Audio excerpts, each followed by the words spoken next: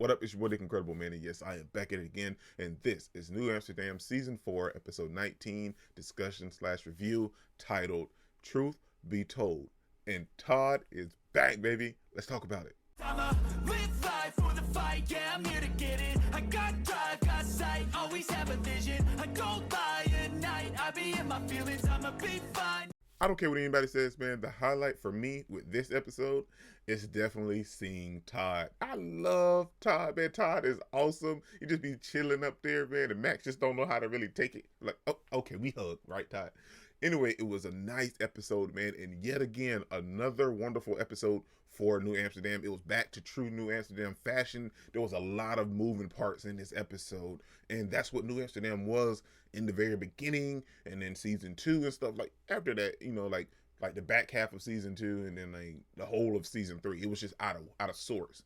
But this episode, we got another true to fashion New Amsterdam, and it was such a good episode, man. All of the cases taking place were good episodes, and the overall consensus of what was going on with Max and Veronica was a good episode. Let's talk about Max. Max is meeting Todd because he has a legitimate plan to work around Veronica, and we see her trying to fire him, but that's not working because in the contract clause, if they get sold or merged into another company, the people can't be fired. So that was his overall goal. But we learned the company that they're working for, like they're either frauding money or like embezzling. It's something to do with money. I can't remember. Anyway, it was enough to get the DOJ involved into the scheme and get some federal agents involved into this whole overall of it. And we see that that's what Max is trying to do this entire episode, you know, because he met with Todd, and Todd, you know, called the DOJ. And at the end of the episode, we see that Veronica's trying her hardest to get Max to just shut this down. You know, like, hey, Max, you know, I'll quit. I won't do anything. You know, I'll leave. No, Max had to be just a little bit greedy. And had he not been as greedy, I feel like the plan could have worked. But he wanted Veronica not to work at any other public hospital. And because he was so greedy, he didn't hold off on bringing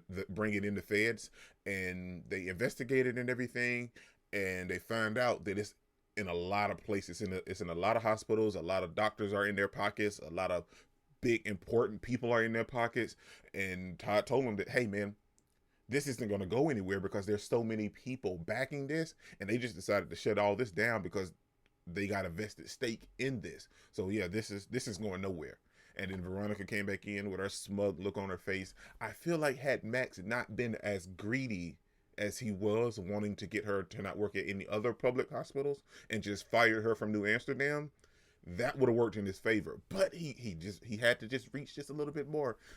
The story I think about is Icarus. You know, Icarus flew too close to the sun, and it was his downfall. You know, Max just flew just a little too close to the sun, but we'll have to see how it works out. I'm not totally sure, but this is on you just a little bit, Max. Not a lot, but just a little bit.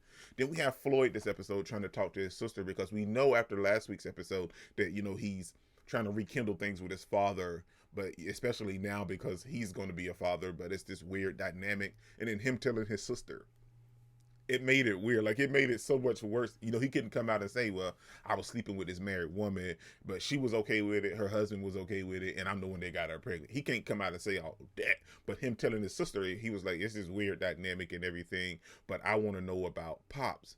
And she was like, no, I can't help you. You want to talk to the man that abandoned our mother with mountains of debt and 3 children to raise. You know, it's a little weird about the whole consensus of it, because I feel like I get why Floyd's trying to do it, and I understand why his sister's trying to block him. And she told him he cannot bring this up to their mother because that just might kill her. The only thing about that whole situation with Floyd is I feel like life never goes according to plan, man. You know what I'm saying? Everybody's life isn't going to be picture perfect and planned out. And as we could attest, his mom knows that. You know what I'm saying? She was married to this guy, then he just up and abandoned her. So it may hurt his mom, you know, to talk about that stuff, but that's something that he would have to do anyway if he wants to do it. You know what I'm saying?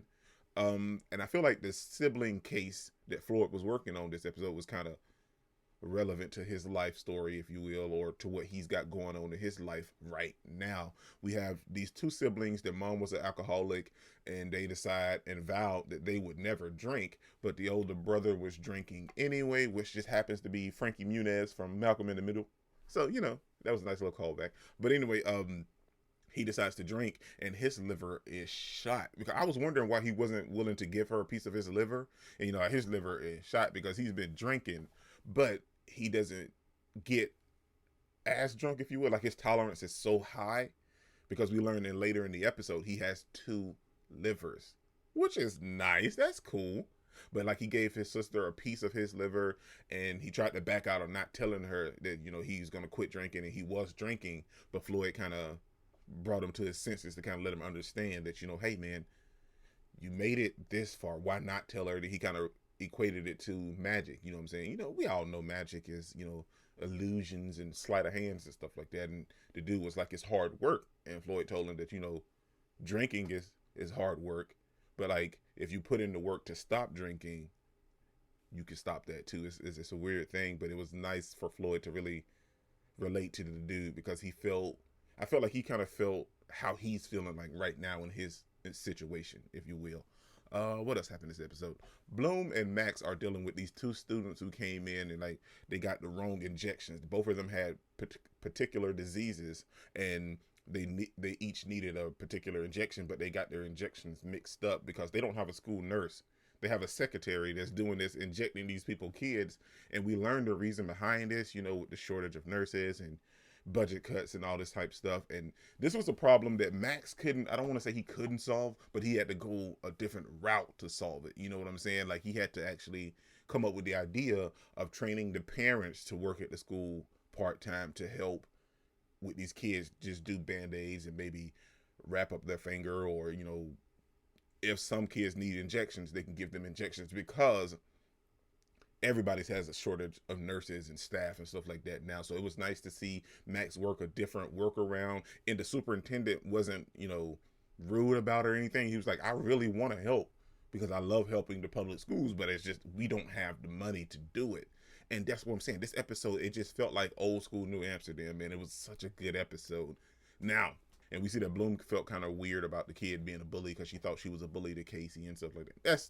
It was nice. Casey was just joking with her. I love Bloom and Casey's relationship. I said that last week. I love their relationship. Let's talk about Iggy. I mean, because I don't know how I'm feeling about Iggy this episode, man.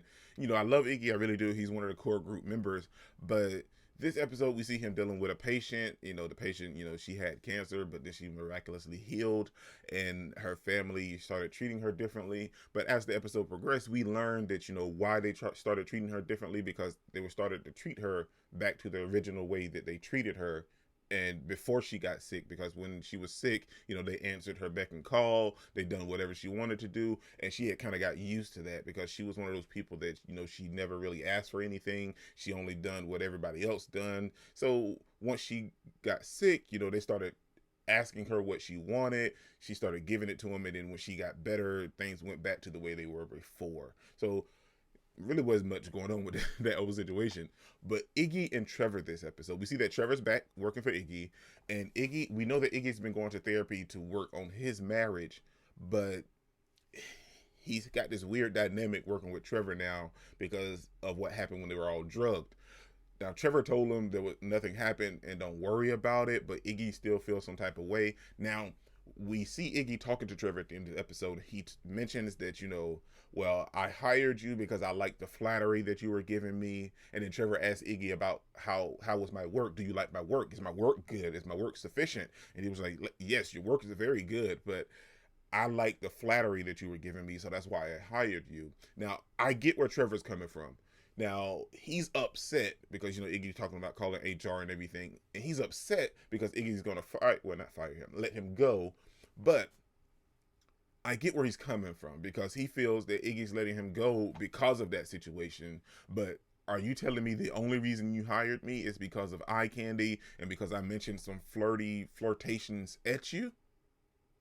So I can understand Trevor's anger with this entire situation. And he was like, well, you may have a lot of people fool thinking you're a good guy, but you are not. And in this situation, I feel like Iggy's in the wrong. Not wholeheartedly, but in this particular moment, because Trevor did not have to have those flirtations at Iggy, knowing that he was married and knowing that, you going into this place for a job interview. You don't flirt with the person you're trying to get a job from, unless it works. Now, if it works, that's totally different. But you know what I'm saying?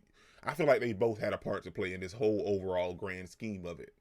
in my opinion. That's how I felt about the whole Trevor and Iggy situation. I feel like they both had a part to play, and now they're both kind of resenting what they played in this whole situation as a whole.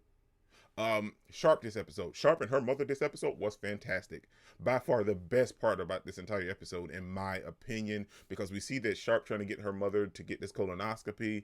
She gets it, and then she kind of wakes up, and we learn that, you know, she has polyps all over her colon, and they've metastasized and everything else. And we go through this whole entire situation where her mom just feels some type of way with Sharp, but then she kind of admits that, you know, she loves her, but she's also her greatest regret. I'm assuming because she couldn't do the stuff that she wanted to do in life because she wanted to be a dancer, but then she met Sharp's father. So it was this whole situation that kind of played out. But that was a dream sequence because at the end of the episode, her mom wakes up. And I love that because we see Sharp and her mom have this whole dialogue in this little dreamscape. And it was hurtful, man. Like it was good in moments, but it was very hurtful at the same time. But when she wakes up, we see that she's going to do things just a little bit different, because she had this whole dreamscape of her kind of just spilling the truth to Sharp, and, you know, Sharp telling her mom how she really felt. So now I feel like now that she's woken up and she found out that nothing's actually wrong with her, she's going to have a whole different perspective living her life forward, especially connecting with her daughter, because we know that they have a rough relationship, man, but now I feel like they can finally make those right steps to being in a better mother-daughter relationship. Overall, like I said, I loved the episode. Great episode. Fantastic. Wonderful. And it's true New Amsterdam fashion, man. And it came back to the OG roots, and I loved it. This is your boy, Incredible, man. Don't forget to smash the like button so you can't smash any more. Comment down below, and I'll be sure to respond to each and every one of them. And subscribe, but only if you really want to, man. Peace out. All out, and I am here to stay right now, so don't call it a call.